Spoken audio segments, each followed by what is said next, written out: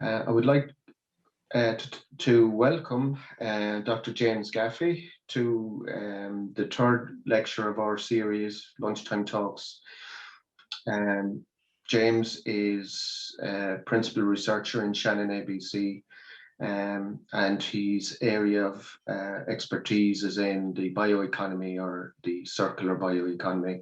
I'd like to welcome all of you here to today's lunchtime talk. And if anybody has any questions, please use the chat function. And what I'll do at the end of the session, if we have time and James is okay to answer some of the questions, I'll synopsize them for James and then they can be answered via that route. So thank you all. And without further ado, I'm going to let James take over from here.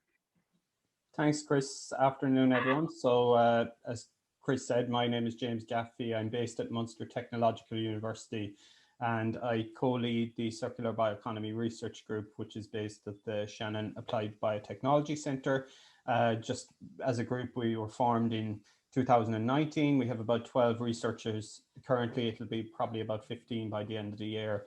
A lot of kind of multidisciplinary researchers across a number of areas related to the circular bioeconomy. We bring in about 2 million in competitive funding annually, and it's a mix of predominantly European funding and also some national funding as well. So Chris asked that I talk a little bit about the bioeconomy, and I suppose there'll be a mix of people here. Some will be maybe familiar about what the bioeconomy is, but I would like to work on the assumption that there are people who don't. So I'll give a bit of a kind of broad introduction to the bioeconomy to begin with, and then I'll go and I'll look at some of the different concepts and products and the opportunities in various aspects. So to begin with, the bioeconomy is defined by the European Commission as the production of renewable biological resources and the conversion of these materials and their residues into food, feed, biomaterials, and bioenergy. And we do a lot of that already. We obviously produce food from different types of crops, and we produce building materials from wood, and we produce bioenergy from forestry materials. So we do quite a bit of this. But it's about trying to advance this and produce lots of different materials maybe that we currently rely on from fossil materials for chemicals and polymers and various different new products, and trying to do it in the most efficient way that we possibly can. So the bioeconomy is about ensuring our food security while also enabling a shift from a fossil-based to a bio-based economy. One of the slogans they use about the bioeconomy is trying to use well what we don't use yet and using better what we already use. So when we talk about using better what we already use, we're talking about materials that we currently use for a particular function for which we could extract multiple products from rather than just one product. I'll give an example later of grass being a product that could be fed to cows, but grass also being a product that you could feed to cows while extracting different materials to use in multiple other applications as well. And then using well what we don't use yet is really about harnessing different waste streams coming off products that maybe have either no or low value applications at the moment, screening these and understanding how we can produce new products or energy sources from these. The bioeconomy is about becoming a more sustainable, resilient, and competitive economy. So in terms of resilience, we, for example, import a huge amount of materials from all across the world, chemicals and fuels. So it's about looking at how we can produce these using our locally available biological resources. It's about trying to deliver a low carbon economy, and we have huge targets in trying to achieve that, and also to become a more competitive economy. So trying to extract value in the most sustainable way and putting ourselves on a track for creating new jobs, creating more value add in the economy. And then this is built on feedstocks, and we sometimes call this biomass, from agriculture, forestry, marine, and waste as the primary sectors. There's new advancements at the moment in looking at, for example, carbon dioxide, being able to convert that into chemicals as well. So it's not restricted to these, but those are the predominant areas. And you probably hear quite a lot about the circular bioeconomy. And so looking at how a bioeconomy can go from being just a bioeconomy to a circular bioeconomy, I suppose you could develop your economy that's based on biomass, and there's an advantage in that it's a renewable source of material. During the growth phase of, for example, a crop, there's carbon sequestered, or in the production of trees, there's carbon sequestered. But you can still, you can take that and you can produce a product, and you can still go down the route that we've had for the last 200 years, which is the kind of take, make, waste society, where we take a product, we manufacture something from it, we use it, and then we let it go to waste, or we discard it. In a circular economy and in a circular bioeconomy, we're looking at every step around how we can reclaim value in materials for as long as possible. So within the system and within the process, we're looking at, when we convert the biomass to these different products, can we convert it to multiple products? Are there ingredients that maybe are not utilized within the process that can be recycled or reclaimed back into the process or into another application? Are there waste materials produced that have maybe nutrient value that can be recycled back to the soil? So we're looking at what they call closing loops all the way along. And we're also looking at trying to develop systems and a kind of systems approach for ensuring that all of the materials can be kept in value for as long as possible. So when we produce a product, we're trying to design products that last longer. We're trying to design products that can be used in multiple different applications over time, so that the carbon that's in the biomass stays in the biomass for as long as possible, or stays in the economy for as long as possible. And this brings me to, I suppose, a couple of other principles when we look at the bioeconomy. One is called cascading, and cascading is really building on that idea that you can take a source of biomass and you can produce energy from it, but you can produce multiple different material applications from this using a stepwise approach before you produce energy. So you could take wood and you could use it in buildings for 50 years. You could take it after the end of that lifespan and produce, say, for example, bioplastics from it. And at the end of a number of lifespans, you could eventually get to that step of producing energy from it, but using multiple different product applications before you get there. So that's the concept of cascading. Another concept of bioeconomy is the idea of co-processing, which is basically, instead of just looking at one application from biomass, say energy use, you're looking at how you can extract different components from biomass to produce all these different materials that you see in the pyramid on the right-hand side. So you can extract typically from different types of biomass, maybe woody biomass. You can simply produce energy from it, but you can also extract sugars and use sugars to produce materials of higher value, things like chemicals and polymers, and eventually use maybe some of the biomass, maybe the lignin fraction, which has a high energy density compared with the overall wood content for energy applications. So you're targeting certain applications from your biomass so that you can use each component to its highest value and essentially add more value to the biomass using this co-processing approach. At the top of the pyramid, you have the materials that are used, which are of the highest value, which are usually used or geared towards human health in one form or another, whether it's the production of food or nutraceuticals or pharmaceuticals, these types of materials.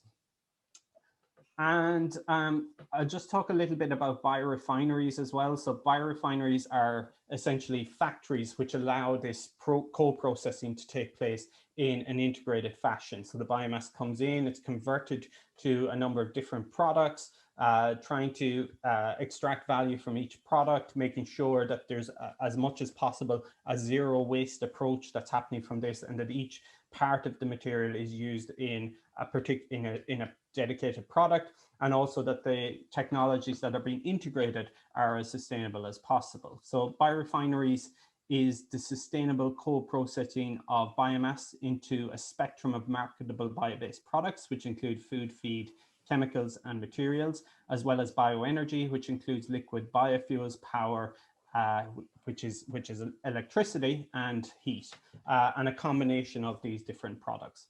And essentially, again, this is this factory that can convert biomass into materials and energy. On the right-hand side, you have a map of Europe, which details the commercial scale biorefineries that exist across Europe. There are more than this, but this was a study that was carried out a couple of years ago. These are a mix of plants. Some of them are, for example, advanced pulp mills, which have been redesigned to produce multiple different products beyond what would have been produced in traditional pulp mills. You have different biofuel-based biorefineries like bioethanol facilities, some of which are based on sugar and starch, others which are based on residual streams. And you have some advanced biochemical-based facilities as well, and I'll touch on a few of these as we go.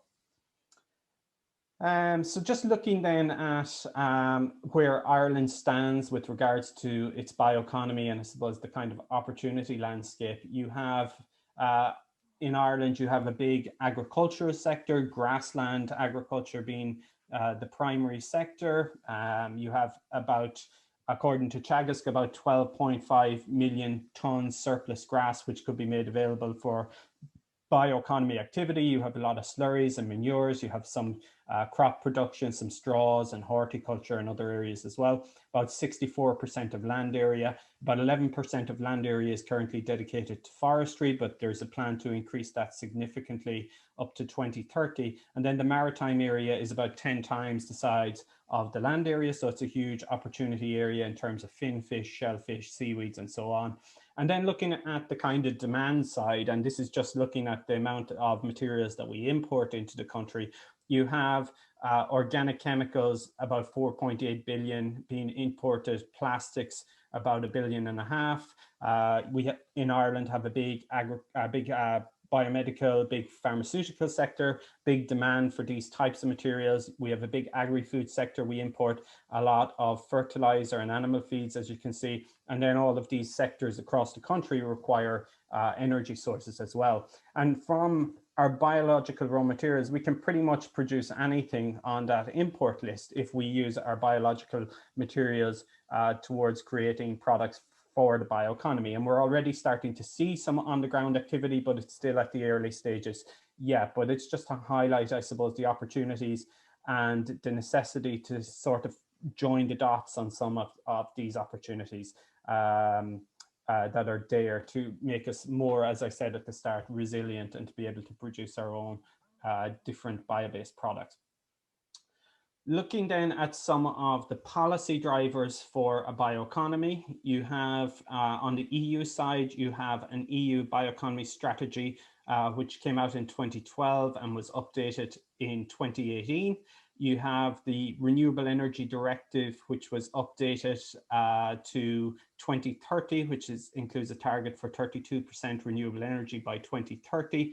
There's the Circular Economy Action Plan, which includes specific actions on waste, recycling, as well as plastics. You have emission reduction targets of 55% by 2030 and carbon neutrality by 2050.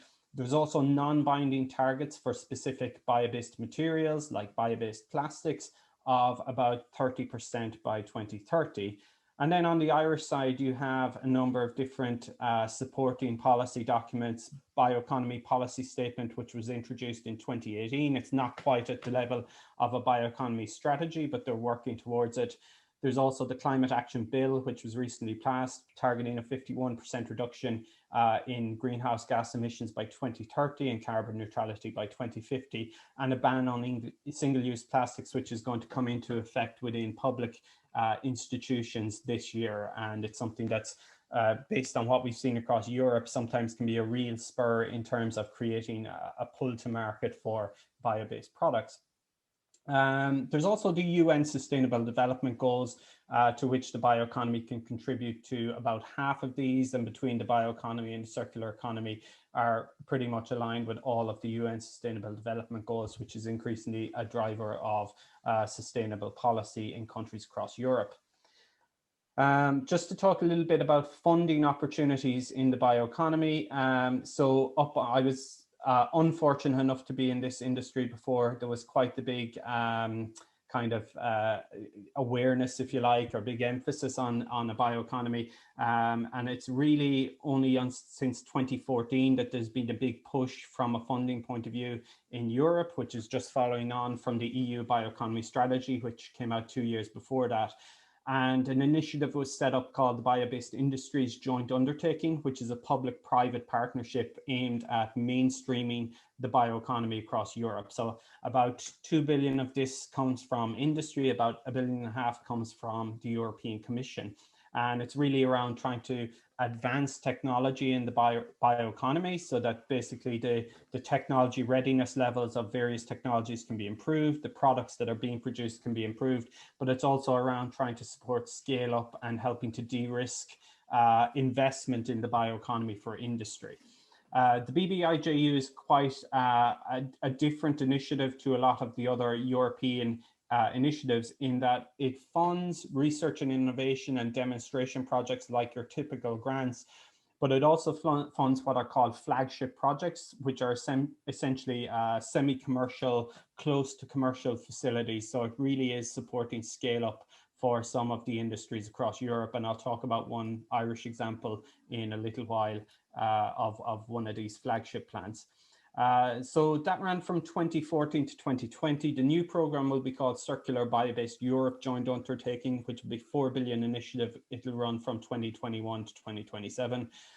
There's also other initiatives like the Green Deal, the EU LIFE program, which specifically looks for projects which are focused on sustainability. You have initiatives like IAgrE, which are very targeted towards agriculture and supporting the kind of multi-actor approach between researchers, farmers, industry to resolving some of the key challenges in agriculture. And then you have various different nationally funded bodies like DAFM, SFI, Enterprise Ireland and the EPA, which over the last few years have really started to put more funding towards bioeconomy research and development.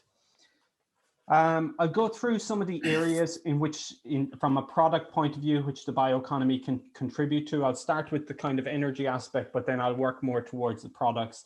But the idea is that energy typically is the kind of product that you produce at the end once you've extracted value from the materials. But obviously there's a balance.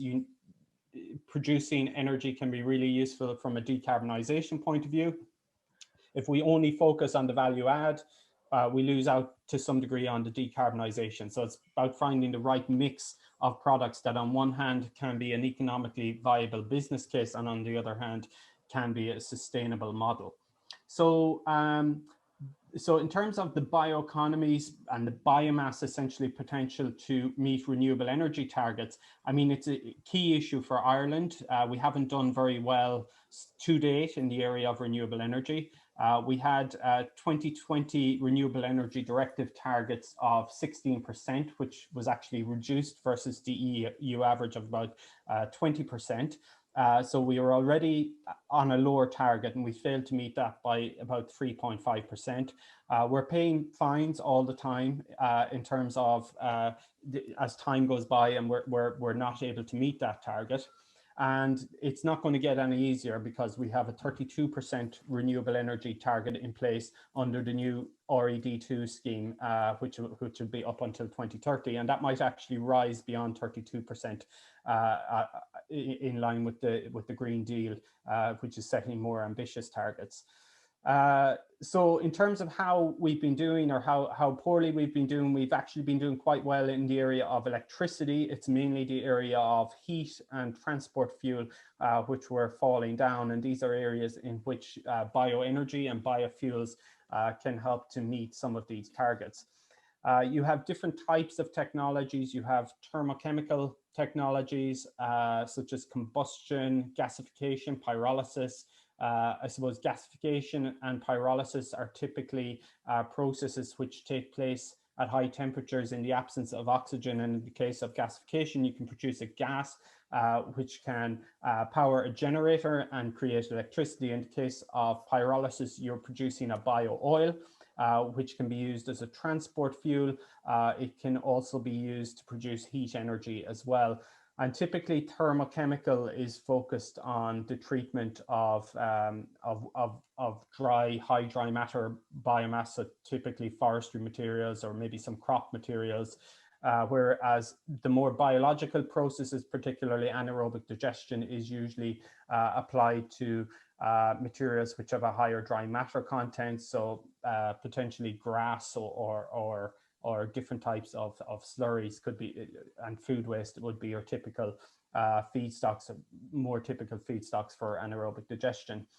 There's also the potential to produce transport fuels through anaerobic digestion by upgrading biogas, which is the product, into a biomethane, which can be used and has been used across Europe, particularly in powering heavy goods vehicles and integrated into public transport in the form of buses. In the case of the liquid biofuels, these can be blended with transport fuels like petrol or diesel. In the case of ethanol, blended with petrol, and ethanol is primarily produced, has primarily been produced over the last number of years from crops, so from food crops like cereals like wheat or barley, for example.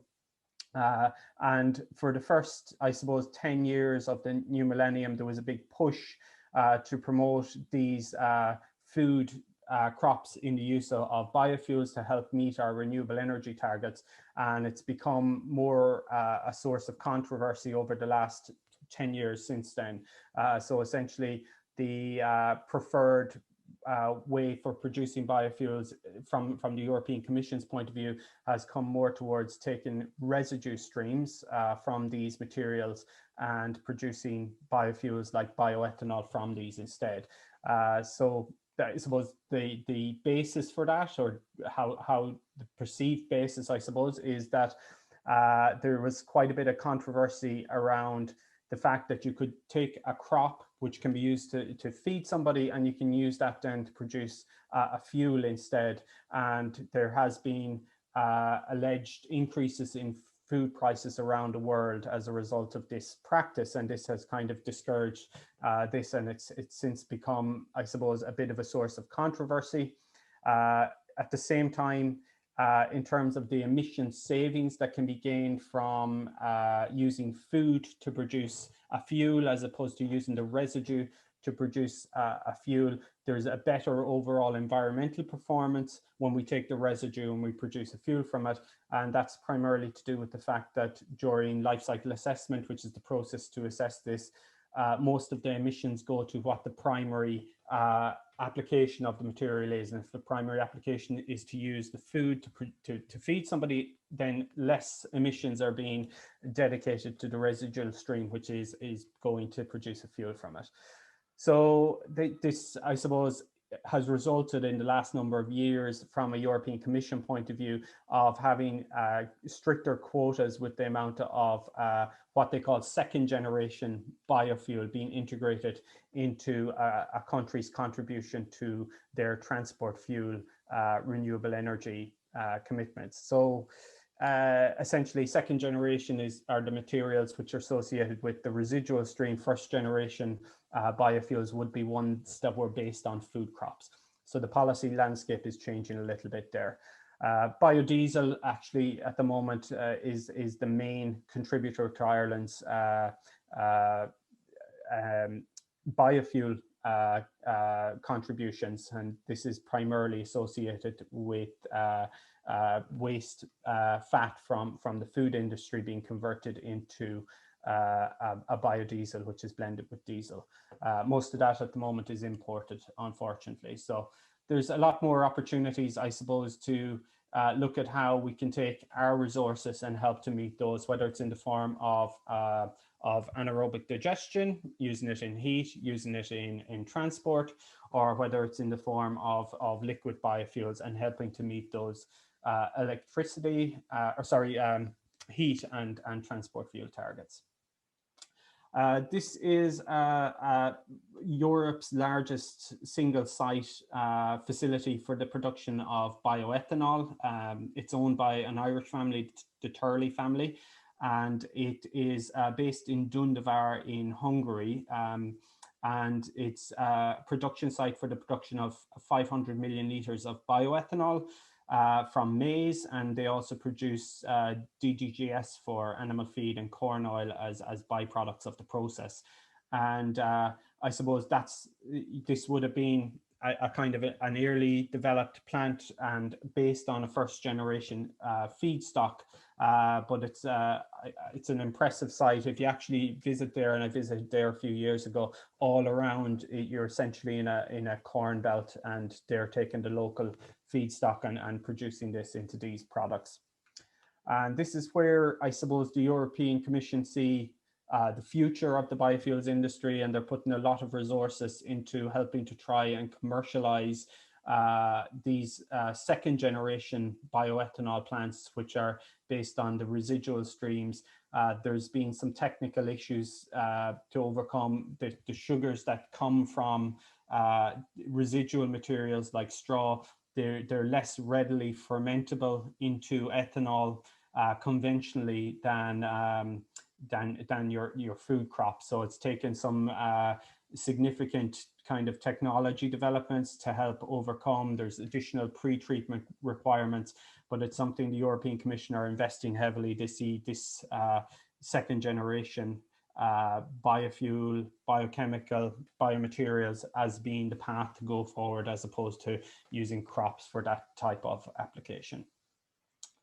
I'm going to move on and talk a little bit about some of the other bio-based products. I mentioned at the start that the approach now is looking at co-processing, where we extract different types of materials from it, and we don't just focus maybe on producing fuels, which would have been the starting point, but we start looking at how we can produce lots of different materials, many of which we depend on fossil fossil feedstock from. So I'm going to look a bit at the area of chemicals, and in particular polymers. But just to look quickly at the value of a barrel of oil, this is from Scientific American. It's basically representing the different applications and their associated values. So if you look at the material in yellow, which is all the different fuels that we produce from our barrel of oil, it includes motor gasoline, it includes kerosene, jet fuel, diesel, and all of this combined makes up about 70% of the total consumption of that barrel of oil. But it brings with it a value of about 385 billion.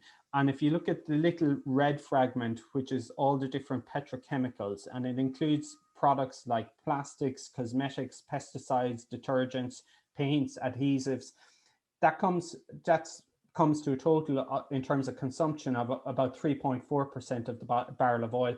But in terms of monetary value, that comes to a value of about 375 billion, which is pretty much the same. So I'm just using this as an emphasis of the opportunity that can be offered by targeting some of these additional products and materials, which more and more companies are now becoming interested in looking at.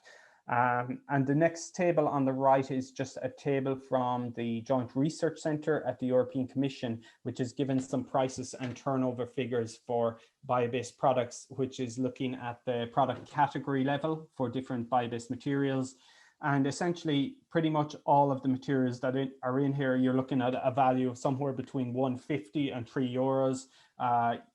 And if you relate this back to the biofuels, which we just looked at, you're typically looking at ethanol as trading for under €1 per kilogram. So you're seeing how the value added is coming from the targeting of these bio-based products. And this is why companies are now becoming more interested in the areas like the production of chemicals or polymers, the production of cosmetics or other products like man-made fibers and so on.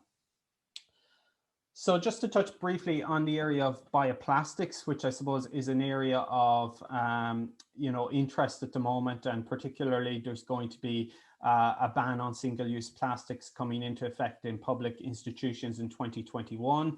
And we've seen in countries across Europe, I suppose, particularly Italy, who were one of the first countries in Europe to ban carrier bags produced from single-use plastics, and it resulted in a real uptake in Italy in terms of both the production and the use of bioplastics. So it's quite possible that that will happen here, and already we're seeing a number of brands who are taking up and integrating bioplastics within some of their products. So bioplastics, in terms of what they are, they're either bio-based and or biodegradable. So bio-based essentially means that it's produced from a bio-based feedstock. You have the advantage in that case of during the course of, we'd say, the growth phase of the crop, there's carbon sequestered. And most, if you actually compare bioplastics with fossil-based plastics, most of the savings that happen emissions-wise when it comes to comparing bio-based and fossil-based is actually the benefit of growing the feedstock at the initial step. So that's still a huge advantage. So they can be bio-based and or biodegradable. And biodegradable means that they will break down into products like carbon dioxide, water, and compost in the presence of microorganisms. A better term to look for maybe than biodegradable is compostable, because compostable actually puts conditions under which that biodegradation will actually happen, whereas biodegradable in itself is a bit more arbitrary. So bioplastics, bio-based plastics can be biodegradable, but they can also be non-biodegradable. And we call these materials drop-in materials. So that's an example where you produce from biomass a material that already exists that's produced from fossil feedstock. So the most commonly used plastic on the planet is biopolyethylene.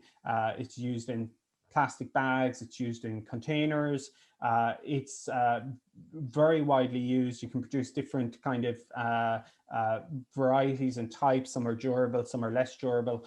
But basically, biopolyethylene replaces identically polyethylene. The only difference is that you're producing it from biomass. So if polyethylene is non-biodegradable, then bio-based polyethylene will also be non-biodegradable.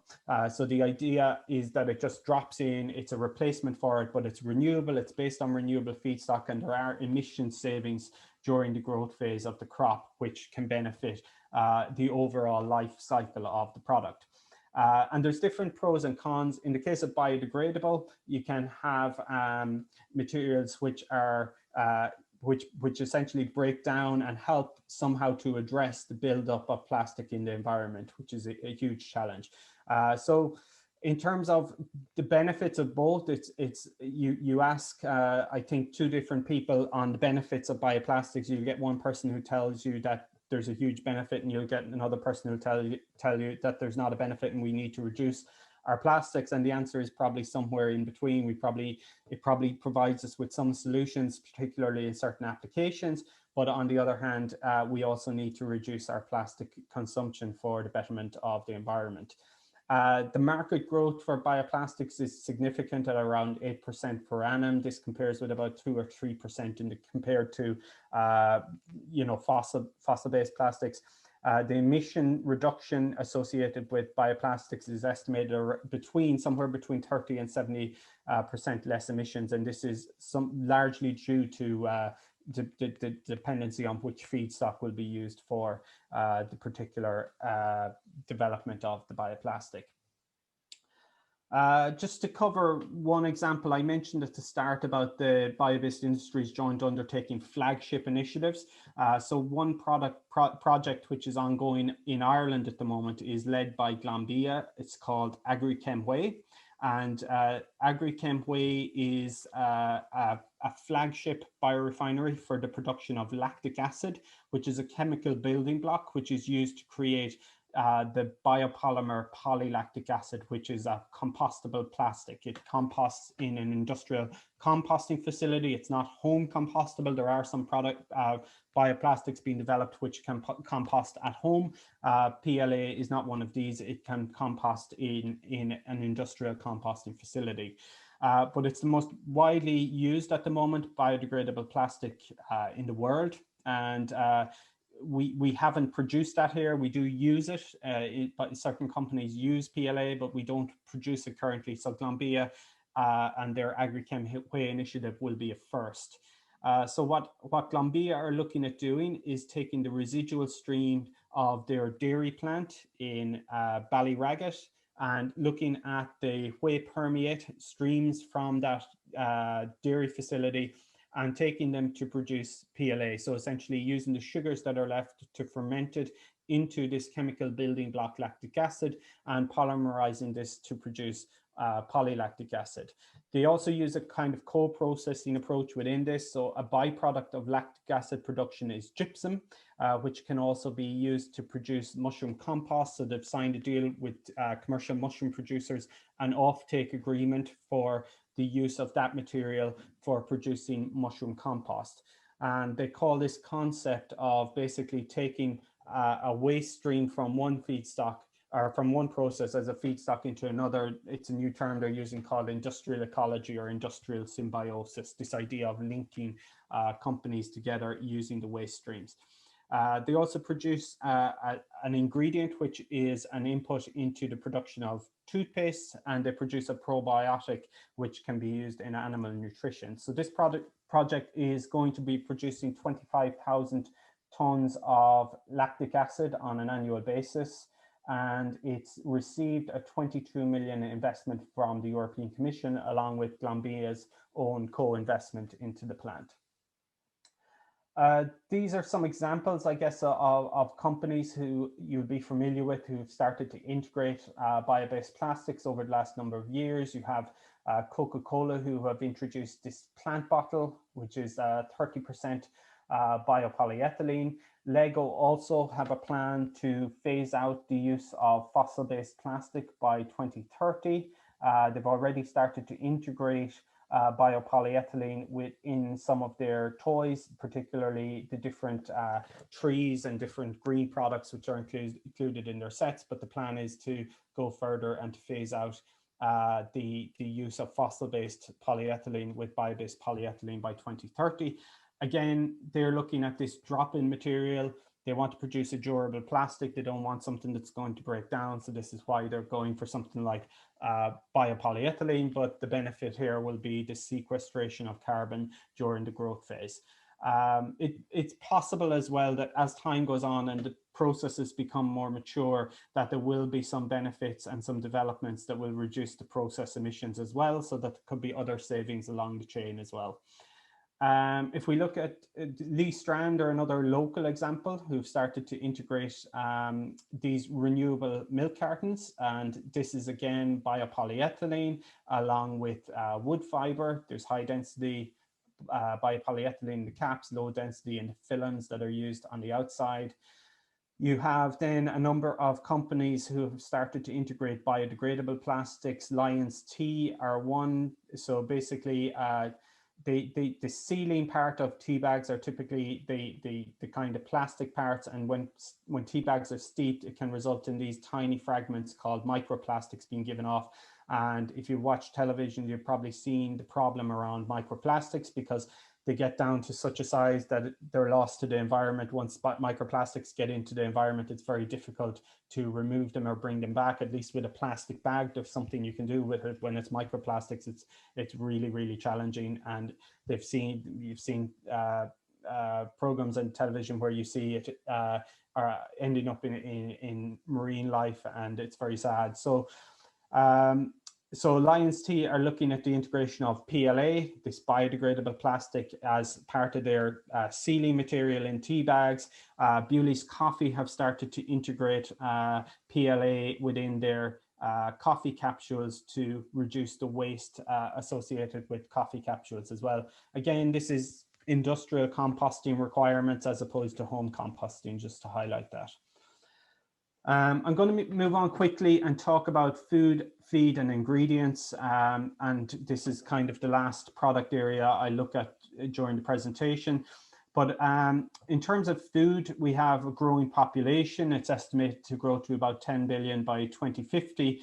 And there's going to be a huge requirements in terms of protein in order to feed that population. It's estimated that there'll be about a 70% increase in demand for protein for humans by 2050. Ireland and the EU are also very dependent on feed imports, and some of which are quite unsustainable, particularly soybean, particularly that which is associated with Brazil and is associated with deforestation. So several EU member states are already developing sustainable protein strategies. Ireland is a little bit behind this, but the European Commission are also developing a sustainable protein strategy as well. So I think the bioeconomy will need to play a role in terms of being able to, on one hand, help us to meet those food, protein requirements, and on the other hand, to develop these different materials, because essentially a lot of this is all going to be coming from a limited array of feedstocks. There's also the area of high value ingredients and fine chemicals. I've put this in here just to save on time. But these are basically your kind of Holland and Barrett products, and then your products that maybe are used in the pharmaceutical sector. So these tend to be produced in kind of smaller volumes, so they're the less bulky items. You can produce a lot of energy. There's quite a lot of sugars or oils in the in your various feedstocks, which can be converted into bulk chemicals or bulk plastics. But these extractives tend to be produced in quite small volume, but can have a big impact from a value point of view in terms of adding value. So things like polyphenols from food or fruit waste, which can be used in different cardiac drug applications and other applications. You have bioactive ingredients from seaweed, prebiotics from grass, salicylins from wood, which can be used in cosmetics and other applications. So within most feedstocks, you have certain small volume, high value ingredients, which can also be screened and can make a real big difference to the overall value. And I guess just looking at, on one hand, the protein potential, and on the other hand, that kind of extractive potential, we have a project, or have had a project called Biorefinery Glass, which is recently commenced. It was a first demonstration of grass biorefinery in Ireland. And what we looked at doing was to take grass, which is normally a feedstock for cows, be it beef or dairy cows, and see how we can potentially feed the required amount of protein in a fiber from grass to the cows, but also look at how we can use residual streams to feed other animals and to produce new products. So we implemented this project with the Carberry group and with the farmers in the Carberry co-op. We demonstrated this biorefinery on 5 farms across Cork. And basically the process involved separating fresh grass into a press cake, which contained about 65% of the protein, and a pressed juice, which contained about 35% of the protein. It contained a lot of the sugars, a lot of the minerals, and so on. And we were able to basically ensile that grass and to trial it as a ruminant feed, as a replacement for silage in dairy cows. This was done through UCD Lyons Farm, a fairly comprehensive trial over 70 days with about 15 cows in each sample. And we found that over the course of the trial, even though there was a significantly lower protein concentration within our sample of what we call our press cake, it was about 35% lower in terms of protein content. We found that there was no real noticeable difference in terms of milk productivity or milk quality. And we also found some emission benefits. We had about 20% lower nitrogen and phosphorus in excrement. And we also found about a 15% reduction in greenhouse gas emissions, methane emissions in the cow as well, rumen methane emissions. So that was one benefit. And then once you can sort of show that there's potential to have parity with the feedstock you're using, which was silage, you then have a huge amount of potential to look at the material that you're after pressing out and look at adding value from those different materials. So from the pressed juice, we were able to extract and dry the protein, the residual protein that wasn't included in the pressed cake. We conducted feed trials with pigs over about a 31-day period, and we found really positive results. The pigs really liked the feed. The dry matter intake was higher when we compared it to a traditional diet. We were able to substitute about 25% of the soybean meal, about 25% of the barley in the diet with this new protein material that was produced from grass. And at the end of the trial, we actually had a slightly higher daily weight gain in the case of the pigs who were on the trial diet compared with the control diet. So it was very positive. We had produced a new product from grass, which was a prebiotic. It was basically extracting the sugars that are contained in the grass, and a lot of these are long chain sugars, which can have really positive impacts on promoting and growing positive gut bacteria in the guts of animals and potentially humans as well. So this is one of these high value, relatively small volume products. But when we conducted our business case, it made a huge contribution to the overall economic viability of the model. And the residual stream that was left, we evaluated as a feedstock for bioenergy production and had really, really positive results in terms of helping to meet the requirements, the energy requirements of the refinery, and helping to decarbonize the process of the refinery, but also it worked very well within the business case as well, because one of the challenges around using grass to produce biogas is the cost of the feedstock. So the different refinery steps were able to gain more value back and turn this into a more economically viable case. So that, I guess, is one example that's looking at how Ireland could potentially take its most abundant land resource, which is grass, and potentially produce new sources of protein and make ourselves more resilient in terms of the amount of protein that we import, while also potentially adding value to this resource. And also there's a potentially future step as well. So this is the Green Protein Project from in the Netherlands. It's run by Royal Kosun, who are the biggest sugar beet co-op in the Netherlands. It's a demonstration plant which is looking at taking sugar beet leaves. So they process their sugar beet at another facility. They're taking the leaves to this facility to extract rubisco, which is a functional protein contained in leafy material and grasses as well. And they're upgrading that into an ingredient, a protein ingredient, which can be used as a vegan protein for humans. And again, with grass, that's a potential future scenario as well. Again, there's greater value, but there's also greater processing steps required, but it's a potential future scenario that could be met as well through this development. I'm just going to briefly talk about a new project which we've got going, which is SFI funded, called Farm Zero C. It's again another project with the Carberry Group, and it's also collaboration with Biorefineries, who are Ireland's SFI Bioeconomy Research Centre.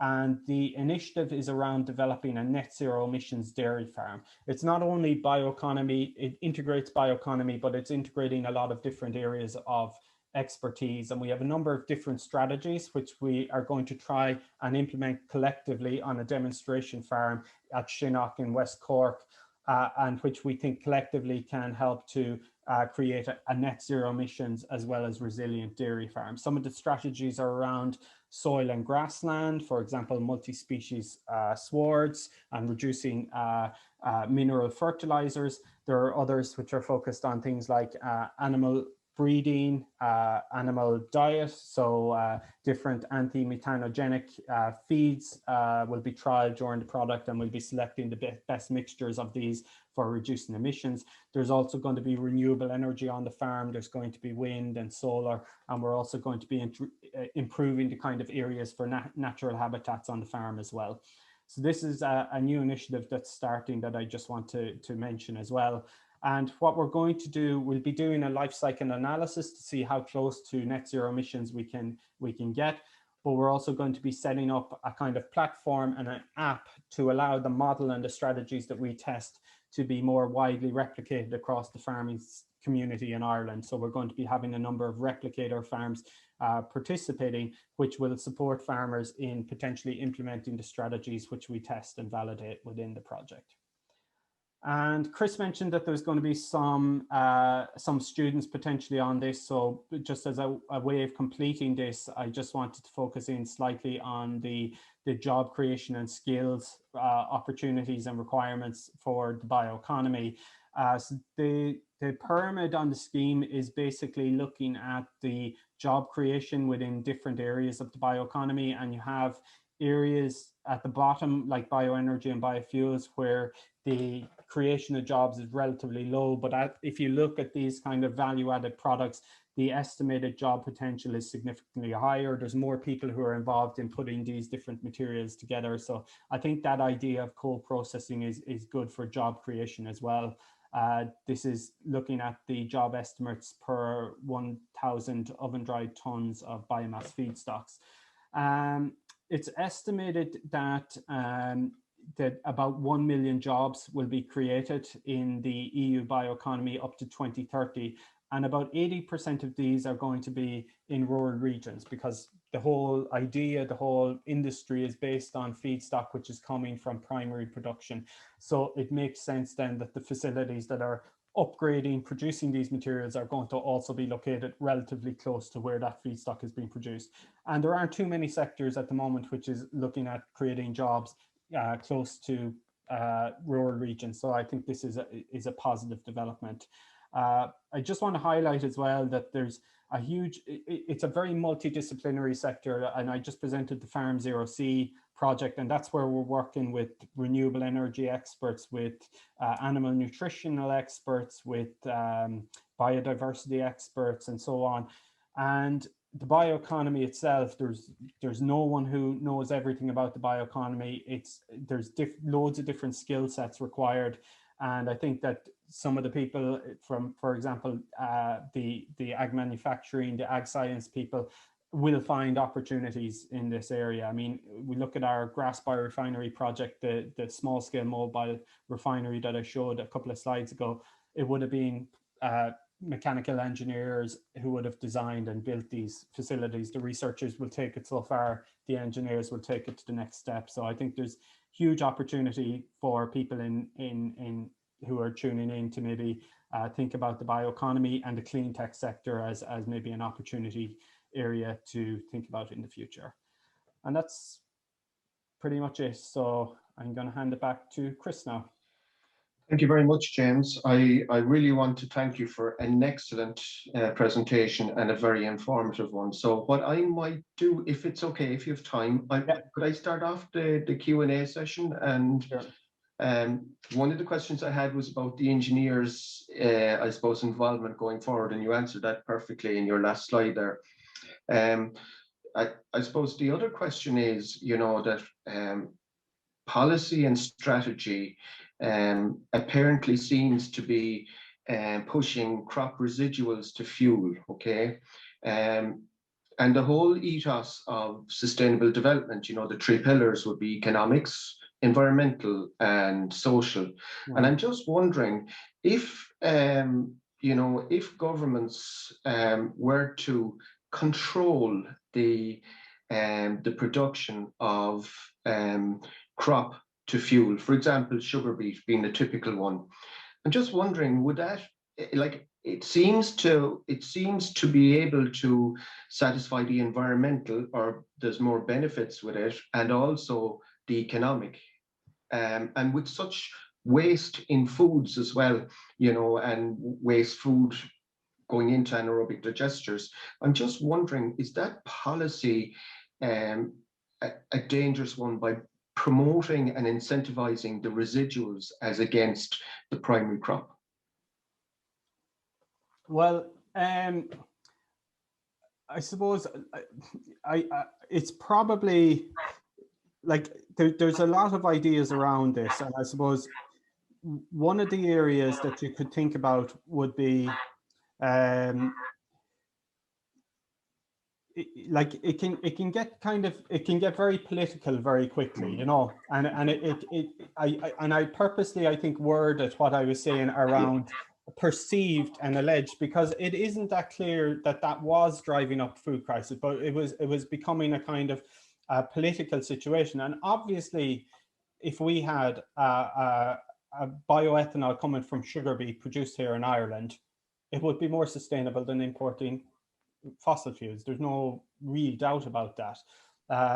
And there's different ways you can go, because you could look, like I gave the example of the guys in the Netherlands, the Green Protein Project. You could look at targeting the leaf for your food product. There's different ways. It doesn't necessarily have to be that you follow you know, that the sugar, for example, goes to something else. It can be done in multiple different ways. So it's really kind of what makes sense, and there's multiple ways of getting there. And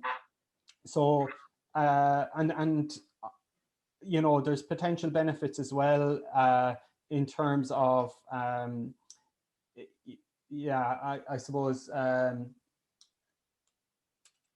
lost my train of thought. Yeah, no, I think a lot of this will pan out as we go along, I suppose, really. And yeah. Like one of the things as well, like sugar beet is an interesting area. I know there's been a couple of proposals already that have been put forward to the government around this, and they kind of haven't gone with it. And one issue has been, I think, around the kind of capital investment that might be required to kind of to develop this, which was fairly big. But they are looking in the Netherlands at kind of developing smaller scale systems, which could be an enabler as well, which I think would help with this. But yeah, it's a bit political. And the other thing I'd say, Chris, as well, is I gave the example of the Turley family. Like, the Turley family invested significantly in that facility, and then 2 years later the policy changed. And I don't think it's very fair to kind of do that to people as well, and have them making this significant commitment. I've also dealt the policy, as you've kind of indicated as well, has changed a little bit towards biogas, you know, because you would have had policies in Germany and across Europe which would have incentivized regardless of what the feedstock was, and in some cases it would have been maize and various feedstocks that were going into the digester. So you have significant investments being made, and then the policy changes. It means it's too late for the person who makes the investment. They need that needs to be much clearer, I think. Yeah. Just one other quick one, like globally, the uptake on the circular bioeconomy in the US and China, are they doing their own thing, or is there collaboration? They are. Like, at the moment, I think in terms of kind of bio-based product uptake, China is actually the leader at the moment. Europe is second, and the US are third. The US then, on the other hand, do certain things very well. So for example, in the US, they have a system right across the US called the Bio-Preferred scheme, where if you're in any kind of public sector administration and you have to make a purchase, once it goes over, I think it's like 10,000, you have to go into this Bio-Preferred directory, and you have to check out, is there a product that's being produced from bio-based materials? And if it is, it has to come from this thing. So there are things I think we can all kind of learn from each other. But it's moving on here. But from the European side, I think that bio-based industry joint undertaking has been a bit of a game changer. The one thing as well, Chris, just from the agriculture point of view, is the BBIJU, which is the program I'm talking about in Europe. Even though it's been a great thing for putting the bioeconomy on the map in terms of public awareness, and even in terms of, say, for example, AgriChem Way or some of the big companies doing things, it has got a bit of criticism in terms of the fact that it's the big companies who are benefiting from this. So there's been a kind of I suppose, because it's being co-funded by DG IAgrE as one of from the European Commission side, it's understood that for the next 7 years, 2021 to 2027, the new program is going to have to think a lot more about how it integrates agriculture, primary production, within the overall projects, within the developments as they go. Possibly people coming from the farming sector who will be actually developing the scope of the call texts that are going to be coming into this, and a lot more of the projects having a specific requirement to be very engaged with primary production, to have people who are coming from primary production participating within the projects.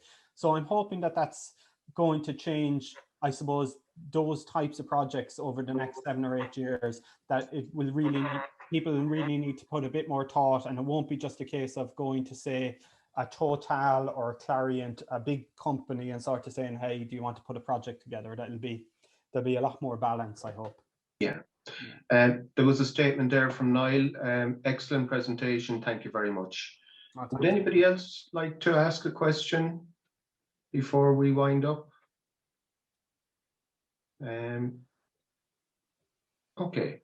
So again, just want to thank James. Thank you very much, James, for giving up your lunchtime, and thank you all for attending the session. This will be recorded anyway, so for those of you who've missed it, I know it's stressful end of semester time, it'll be up on the Institute of Agricultural Engineers website in due course, IAgrE.org. So thank you all to everybody, and take care.